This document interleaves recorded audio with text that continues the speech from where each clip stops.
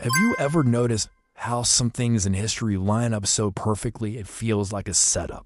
Imagine three of the world's oldest and most famous universities, all founded within a single, extraordinary lifetime. It sounds like a novelist's plot, but it's a true story. This isn't a Dan Brown novel. It's a real historical mystery. In the late 11th and early 12th centuries, the world saw the birth of the University of Bologna, the University of Oxford, and the University of Paris. These weren't just schools. They were the seeds of modern thought, and they all sprouted around the same time. The question is, why?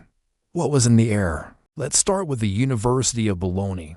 Founded around 1088, picture a city buzzing with energy. Bologna wasn't founded by a king or a pope, but by students themselves. These were grown men from all over Europe who hired scholars to teach them Roman law. They wanted practical knowledge to navigate a complex and changing world. It was a bottom-up revolution in education, a guild of learners demanding quality teaching. This student-powered model was radical, and it set a precedent for academic freedom that still echoes in university halls today.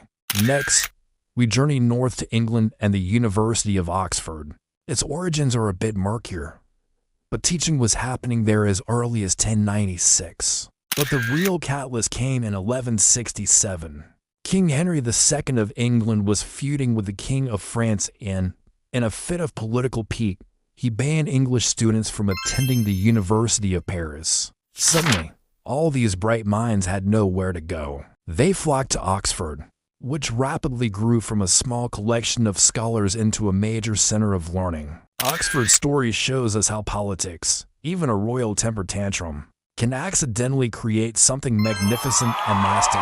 Now, let's cross the channel to the University of Paris, which coalesced around the same time. Around the mid-12th century, unlike Bologna's student-led model, Paris was a master's guild.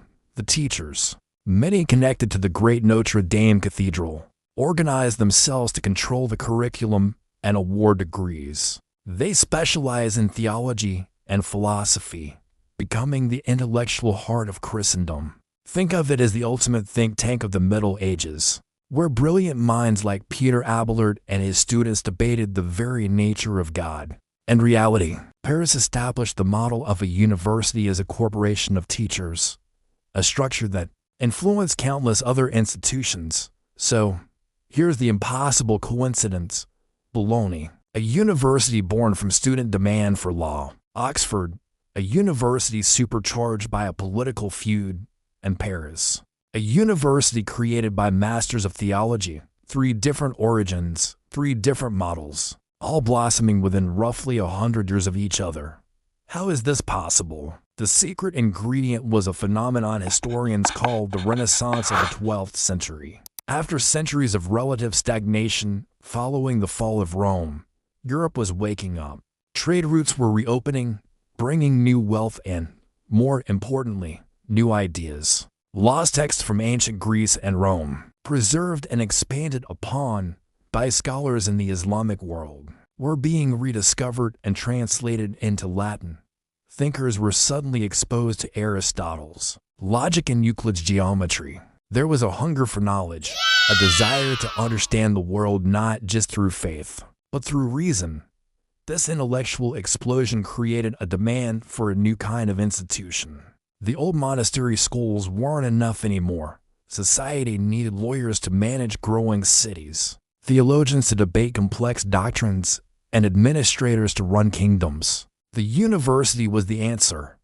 It wasn't one person's brilliant idea, but a solution that emerged organically across Europe to meet the needs of a rapidly changing civilization. So, the founding of these great universities wasn't a coincidence at all.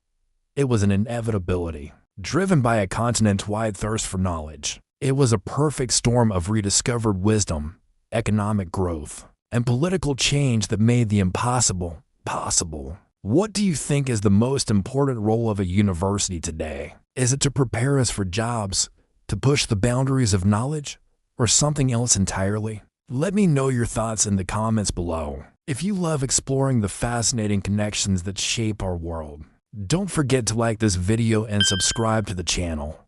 We have so many more hidden histories to uncover together. Thanks for watching, and see you in the next one.